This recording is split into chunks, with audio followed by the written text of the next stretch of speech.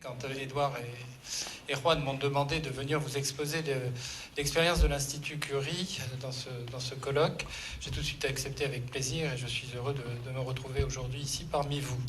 Donc je suis donc effectivement Marc Estève, je suis directeur de l'ensemble hospitalier de l'Institut Curie.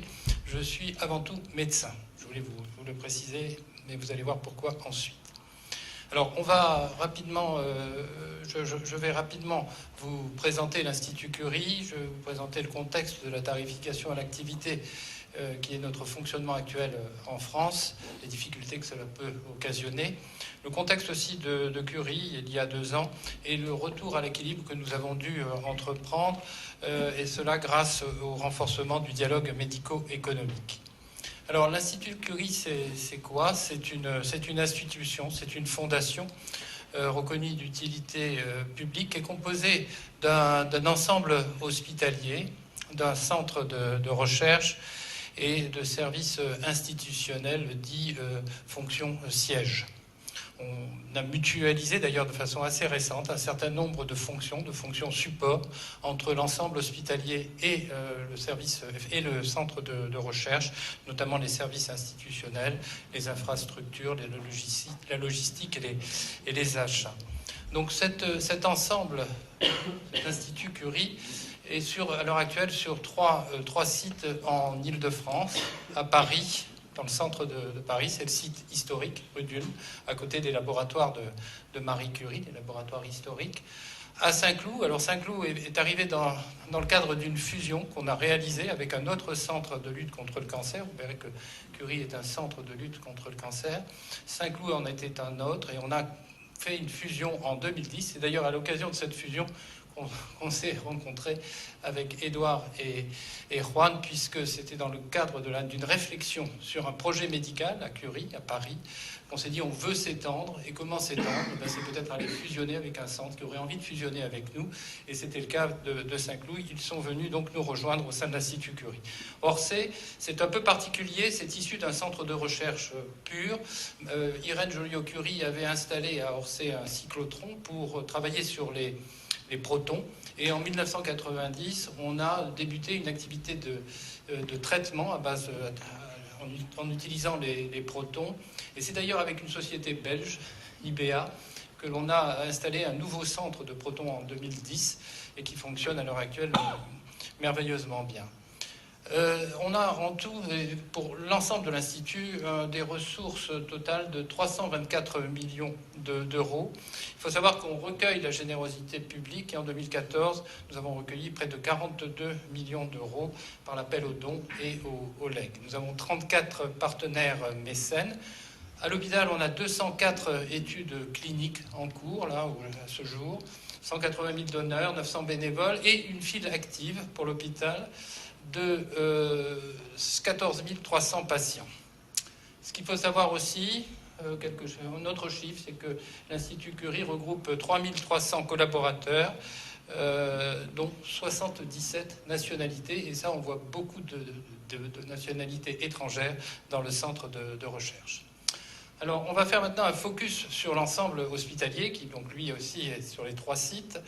Le statut du centre de lutte l'Institut Curie est un centre de lutte contre le cancer qui appartient à la Fédération des centres de lutte contre le cancer française. Cette fédération regroupe à l'heure actuelle 18 centres en France. Ce statut ce type de centre a 3 missions. C'est soigner, rechercher et enseigner dans le cadre de la cancérologie.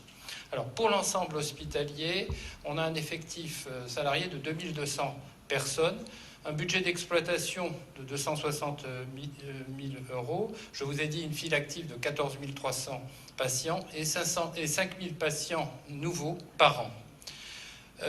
Finalement, ça paraît beaucoup, mais c'est relativement peu, puisque cela représente environ 6% de l'activité de cancérologie de l'Île-de-France. Donc finalement, on pourrait se dire que l'Institut Curie disparaissant, ça ne se verrait pratiquement pas. Donc on réalise 39 400 chimiothérapies par an, 99 000 séances de radiothérapie, 20 000 séjours de chirurgie et de médecine. Il faut savoir que l'Institut Curie est tout de même attractif puisque plus de 17% de ses patients sont originaires d'autres régions que de la région parisienne en 2013. On est attractif parce qu'on a une visibilité forte en cénologie. On est le premier centre de cénologie en France, cancer du sein. On est très attractif parce qu'on est le seul centre qui s'occupe de cancer de l'œil. Cancer de l'œil adulte, c'est les mélanomes de la choroïde, et cancer de l'œil de l'enfant, ce sont les rétinoblastomes. Et on a aussi une attractivité du fait de l'existence d'un service d'oncologie pédiatrique au sein de notre hôpital. On est aussi de plus en plus sollicité, pour ces raisons d'ailleurs, pour répondre à des demandes de traitement provenant de patients étrangers. En 2015, on a traité 275 patients étrangers à l'Institut Curie. Alors, comme je vous l'ai dit, l'essentiel de notre activité est sur ces trois spécialités, cénologie, ophtalmo et pédiatrie, mais c'est vraiment la cénologie qui est la plus importante, puisque ça représente près de 50% de nos patients. Ce sont des patientes, en fait, qui viennent pour être prises en charge pour un cancer du sein. Alors, on vit en France, vous savez, des moments un peu difficiles sur le plan budgétaire. La France est en difficulté. On nous demande de faire beaucoup d'économies au niveau de nos hôpitaux, puisqu'on est à la recherche de 12 milliards d'économies sur la santé en France. Alors, actuellement, le système de tarification français a deux versants.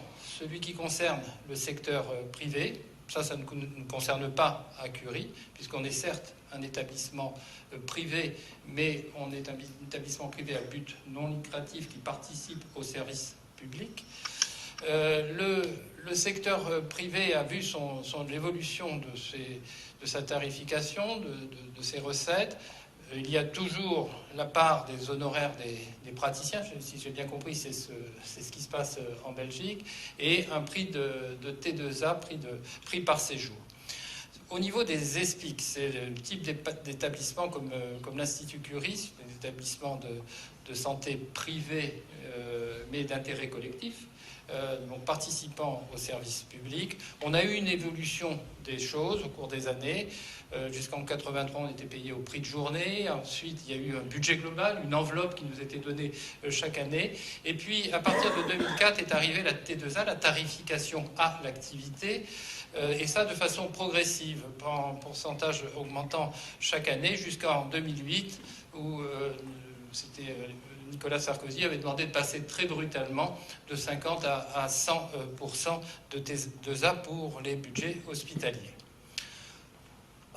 En plus de cela, donc, disons, la T2A donne plusieurs modalités de financement. Il y a d'ailleurs les tarifs par séjour. Ce sont les groupes homogènes de séjour qui sont rémunérés en fonction donc, des actes que l'on réalise. Les tarifs par prestation, actes, consultation externe, et des paiements en sus. En plus de tout cela, notamment des listes de médicaments onéreux, c'est-à-dire que notamment en cancérologie, quand au cours d'un séjour on délivre un médicament particulièrement onéreux, et c'est ce qui se fait assez souvent en cancérologie, ces médicaments sont payés en plus, en plus du séjour.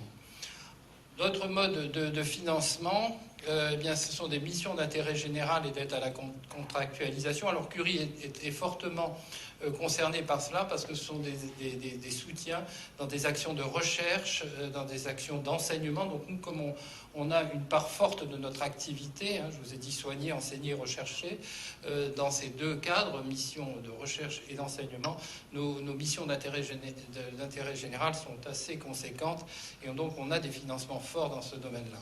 Des fonds d'intervention régionaux, c'est quoi? C'est que, en fait, les MIGAC sont des dotations attribuées par le ministère et au niveau de la région, ils ont une possibilité, une enveloppe qui distribue pour différentes missions et donc on a aussi des subventions provenant de la région. Des forfaits annuels, urgence, prélèvement, et ça, l'Institut Curie n'est pas concerné par cela. Alors, je vous ai mis cette diapo pour vous dire que finalement, la T2A, on commence à en voir un peu les limites et les difficultés, la tarification à l'activité. En fait, elle se voulait initialement un système de financement juste et équitable, mais en fait, on s'aperçoit qu'elle ne profite pas à tous les hôpitaux. elle est adaptée pour le financement d'actes précis. Par exemple, les hôpitaux très chirurgicaux sont privilégiés.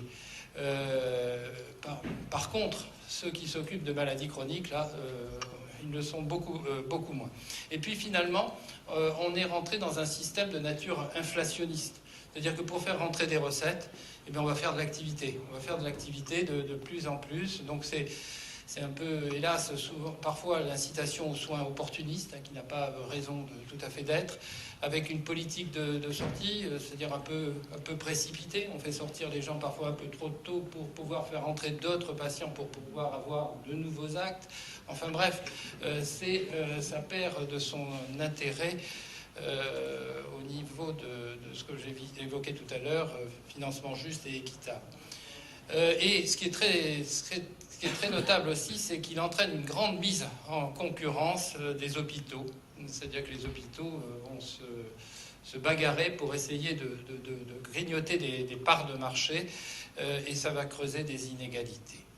Et finalement, quelque part, on peut s'interroger si cette course à la productivité n'a pas d'effet néfaste sur la qualité des soins. Alors, toutes ces questions, eh bien, les directions hospitalières se les posent, les agences régionales de la santé se les posent, le ministère aussi, et on évoque, là, à l'heure actuelle, une évolution de ces financements des établissements. Alors, vers les évolutions prévues de ce mode de tarification, c'est l'amélioration de l'équité de l'allocation des ressources en régulant le système inflationniste. Il faut essayer de bloquer ce système inflationniste, parce que c'est ça que d'ailleurs essaye de faire actuellement le ministère, parce qu'il voit bien que cette inflation fait augmenter les dépenses. Alors, on a en France, chaque année, on vote un objectif national des dépenses d'assurance maladie hospitalier, l'ONDAM. Alors, de façon exceptionnelle, cette année, on savait déjà, avant le vote, que l'ONDAM était fixé à 1,75%. C'est-à-dire qu'on n'augmentait que de 1,75% l'enveloppe ministérielle dédiée à la santé en France. Et c'est la première fois que ce chiffre était atteint. Jusque-là, on était largement au-dessous un peu au-dessus de 2, parfois largement au-dessus de 2. Et c'est la première année où on descend en dessous de 2, 1,75%. Et c'est la première année où on nous fixe l'ONDAM pour 3 ans. On sait que pendant 3 ans, on ne dépassera pas ces 1,75%. Donc ça nous met vraiment dans une situation de contrainte. On évoque aussi une mise en place d'un financement à la qualité, c'est-à-dire que là, pour l'instant, un acte est remboursé parce qu'on le réalise. Et puis, on va se dire, on commence à imaginer que cet acte, eh bien, il va devoir subir un certain nombre de critères qui permettra de savoir si cet acte est ou pas de qualité. Et en fonction de ces critères, eh bien, on sera tarifé à un pourcentage plus ou moins élevé de la tarification global, c'est-à-dire qu'on peut être tarifé à 90% de la T2A parce qu'il nous manque un critère, voire moins, si cela est encore pire que... Alors, excusez-moi, ce sont des critères généraux? Ce sont des critères généraux, oui, c'est des critères à la fois médicaux, mais aussi d'organisation. Il y a une transformation fondamentale des dispositifs de financement qui commencent à se mettre en place, qu'on voit apparaître. Ce sont les forfaits par parcours. Je donne un exemple. La radiothérapie en cancérologie, vous avez pour un cancer du sein 30 séances. Eh bien, ces 30 séances sont payées à la séance. Et là, on commence à nous faire travailler sur une enveloppe. Bien, on vous donnera une enveloppe pour traiter par radiothérapie un cancer du sein. Alors, ça tombe bien, parce que la radiothérapie, à l'heure actuelle, évolue vers l'hypofractionnement, c'est-à-dire dans la diminution du nombre de séances. Si on était resté sur la tarification à la séance, pour le coup, un hôpital comme le mien, dont l'activité est à 50% sur la scénologie, voyait diminuer de 30% le nombre de ces séances de radiothérapie, et donc de 30% ses recettes dans ce domaine-là. Donc maintenant, alors je peux vous dire que je fais le forcing pour qu'on arrive rapidement à ce système de forfaitisation à l'activité en radiothérapie. Alors, l'expérience de Curie au milieu de tout ça. Alors, vous avez vu que l'ambiance n'était pas très joyeuse, hein. Il y avait beaucoup de difficultés, des restrictions de de crédit. Des tarifications, je ne vous l'ai pas dit, mais c'était évident. Si vous avez une enveloppe ONDAM qui est fixe et que vous avez un nombre d'activités, enfin nombre d'actes qui augmente, eh bien on va baisser la valorisation. Donc chaque année, on le voit, je l'ai vu moi, depuis que je m'occupe de Curie, bien on perd en moyenne 1% sur la tarification à l'activité sur chacun des actes, ce qui est beaucoup, hein. Donc 1% chaque année. On voit aussi que toutes les dotations dont je vous ai parlé, MIGAC, FIR, etc., les dotations hors activité spécifique à l'acte, eh bien celles-ci, eh bien, c'est pareil, les robinets ont été resserrés et vous allez voir qu'on a perdu énormément à Curie. Donc, et en plus, donc je vous ai dit que Curie s'inscrivait dans un modèle de centre de lutte contre le cancer. Donc c'est des établissements qui sont entièrement dédiés à la cancérologie. Et ces établissements sont à l'heure actuelle mis en danger du fait de leur taille et du fait du niveau concentré de leur technicité. Ce sont des établissements qui ont besoin d'investir dans des matériels excessivement onéreux. La protonthérapie dont je vous parle à Orsay, nos amis belges nous l'ont fait payer 50 millions d'euros. Donc c'est pas donné. Donc il faut investir pour être à la pointe de la thérapeutique. Et puis les centres sont en difficulté parce qu'ils sont à côté de grands autres centres, des centres universitaires qui, eux aussi, eh bien, finalement, se développent en cancérologie. Et se développent en cancérologie et se mettent en concurrence, alors je vous rappelle l'histoire de la T2A, se mettent en concurrence avec les centres de lutte contre le cancer. Et finalement, on voit que beaucoup de centres en France, de centres de lutte contre le cancer en France, dans les provinces, commencent à presque être intégrés dans les CHU. Alors, les CLCC ont cependant des atouts. Alors, lequel c'est leur modèle de gouvernance. Alors, je vais prêcher pour ma paroisse, et c'est pour ça que je vous disais que j'étais médecin. C'est-à-dire que le directeur général est médecin.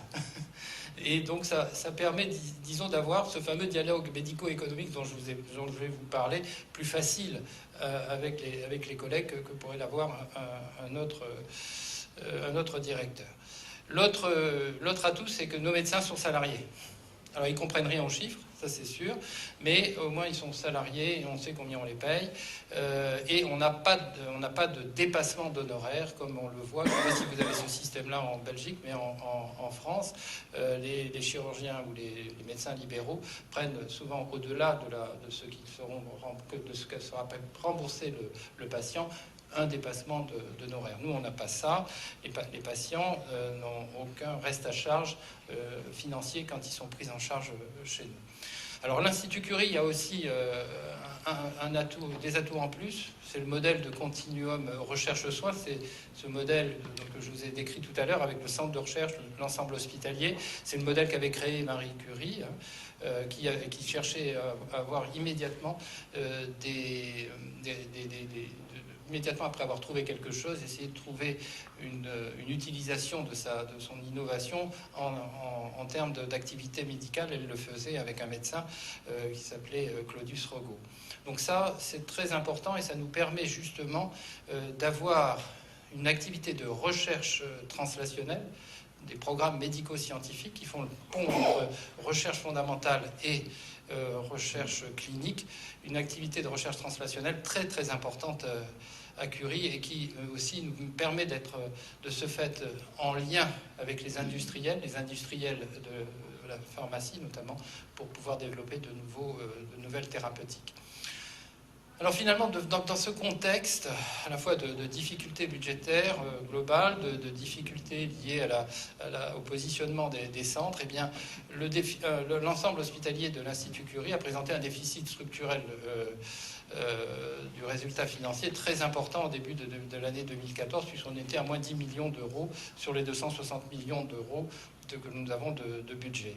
Et quand on faisait quand on va essayer de regarder la perspective de l'évolution de ce budget, on voyait que cela se creusait de façon considérable, puisque nos charges au niveau des dépenses salariales se creusaient, les recettes en termes d'activité de MIGAC diminuaient, et ce déficit se creusait de façon considérable. Là-dessus, c'est associé une baisse des financements ARS, là, les fameuses MIGAC. On a perdu brutalement 3 millions d'une année sur l'autre.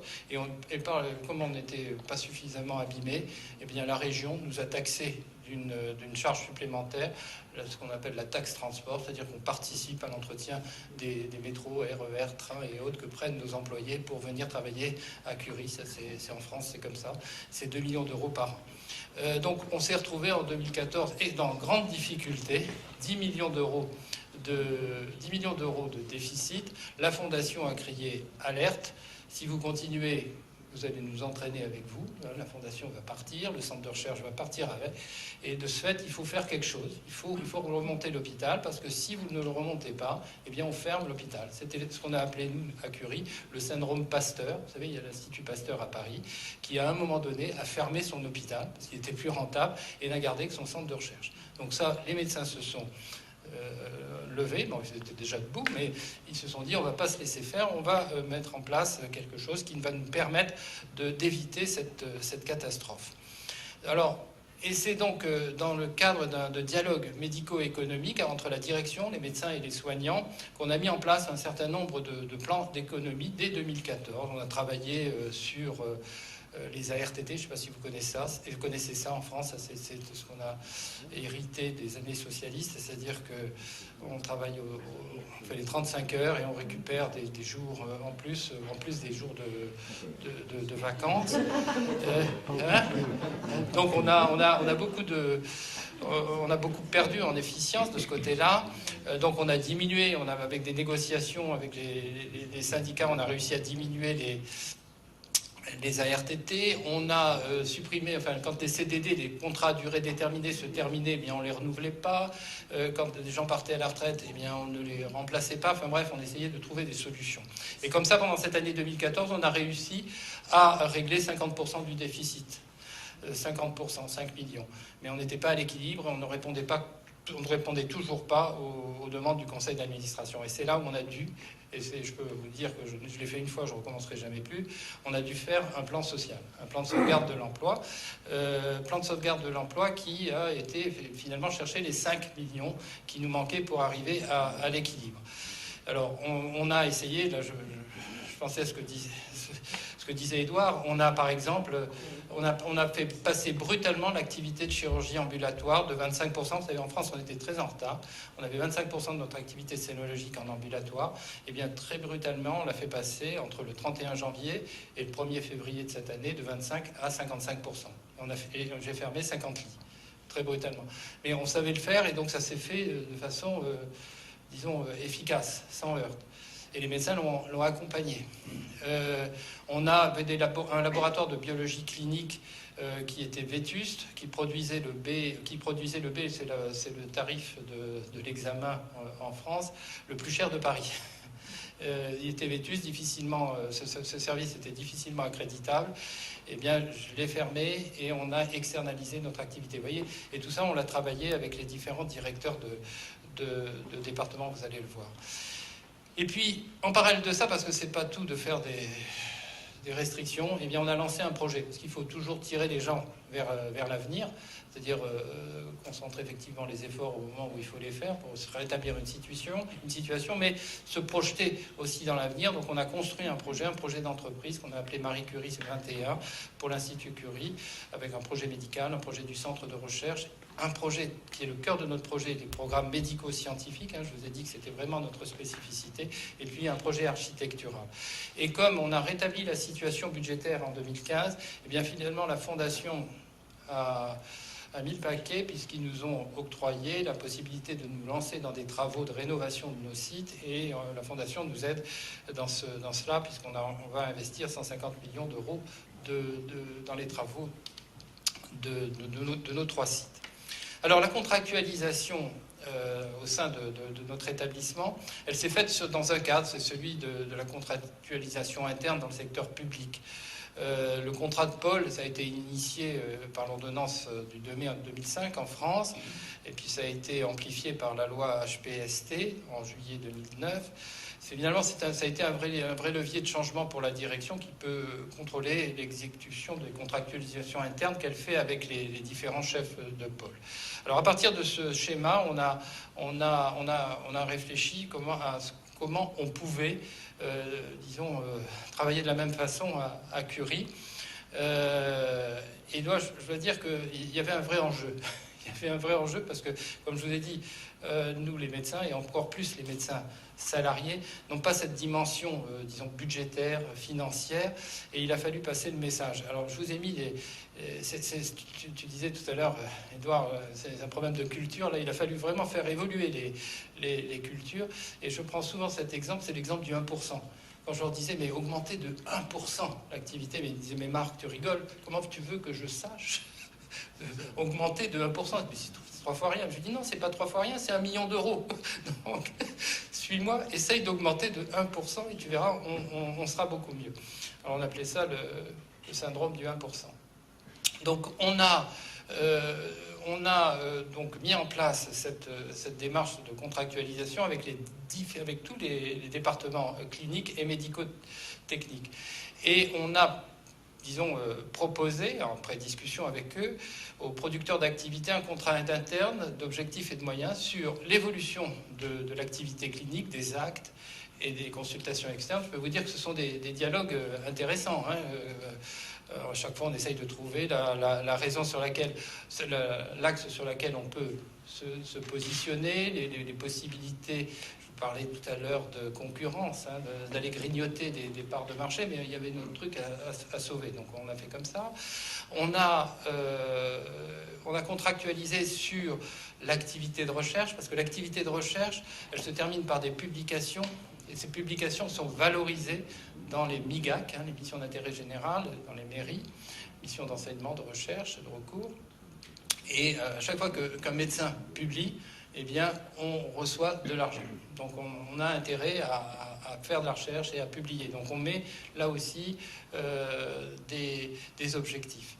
Et puis, on travaille aussi avec les chefs de département sur les moyens nécessaires en termes de ressources humaines et les moyens nécessaires en termes d'investissement. Alors, on a fait de la même façon avec les fonctions support, les infrastructures, l'informatique, le biomédical, les achats et l'hôtellerie. Alors, finalement, on a débuté ça en 2014 et puis on a continué depuis. Donc ces rencontres ont lieu chaque année au dernier trimestre, en novembre, décembre, pour évaluer les objectifs de l'année et fixer les objectifs de l'année suivante. Alors ce sont des débats très intéressants parce que c'est vraiment du benchmarking et on réussit à trouver des objectifs judicieux. Alors ensuite, ce travail est partagé dans la direction, entre la direction et les membres, les médecins et le corps soignant.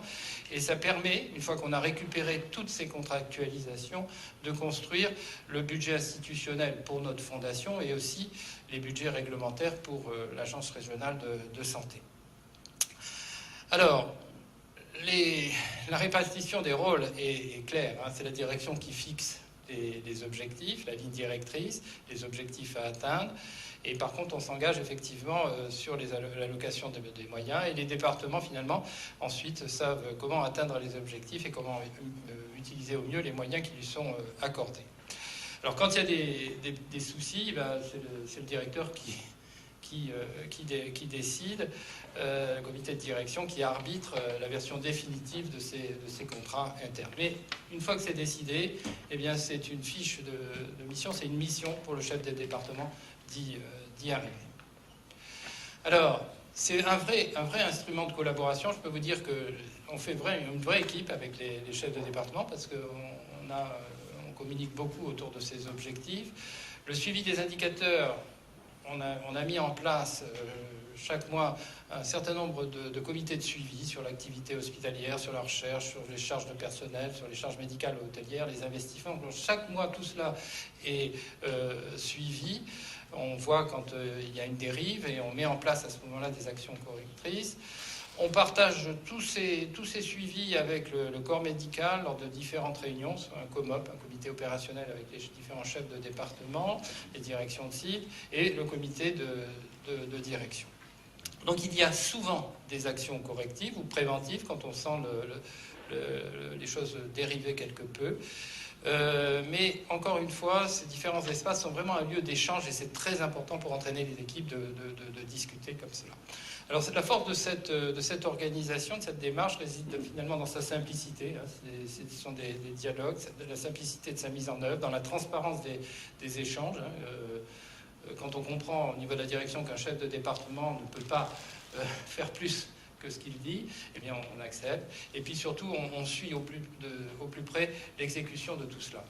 Alors, je vais vous donner un exemple de réussite. Là, c'était en 2014. Finalement, vous voyez, on avait évalué un écart de 4,2%.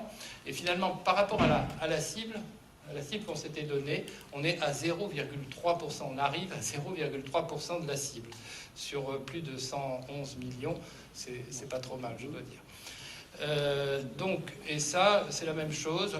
Les chefs de département ont à leur disposition tous les investissements et le suivi de leurs investissements, ce qui leur permet de suivre ça de façon au fil de l'eau, et on s'aperçoit que finalement on ne dépasse pas les niveaux que l'on avait initialement prévus. Alors, finalement, que vous dire de tout cela? C'est que cette démarche est désormais ancrée dans le fonctionnement de notre direction et avec les établissements producteurs de soins. C'est devenu, ils nous la demandent presque maintenant. C'est-à-dire, quand est-ce qu'on fait, là j'ai eu plusieurs fois avant la fin de l'année, quand est-ce qu'on fait les réunions, parce que mais oui, bon, c'est prévu, on va y arriver, ça va se faire. Donc il y a vraiment un travail très, très collaboratif. On va évoluer, on va évoluer. Déjà, je vous ai dit, initialement, il y a 3 sites à Curie. Quand j'ai repris la direction générale de l'ensemble des 3 sites et que j'avais une situation extrêmement difficile, j'ai voulu avoir une vision générale de cela. C'est-à-dire que je n'ai pas mis de directeur par site. J'ai pris les 3 sites de front. Maintenant que c'est rétabli, là, en janvier, j'ai mis des directeurs par site. Donc on va pouvoir avoir des objectifs par site, des suivis par site. Donc on va avoir une précision encore un peu plus fine de l'activité. On souhaite aller vers un calcul et une prévision d'un taux de marge brut par département, producteur de soins. Et puis on va mettre en place, mais c'est mis en place d'ailleurs depuis peu, un tableau de bord centralisé pour le suivi de l'ensemble des indicateurs, c'est-à-dire que le chef de département a à sa disposition un document qui lui permet de piloter son département avec tous les indicateurs que je vous ai évoqués. Voilà. Merci.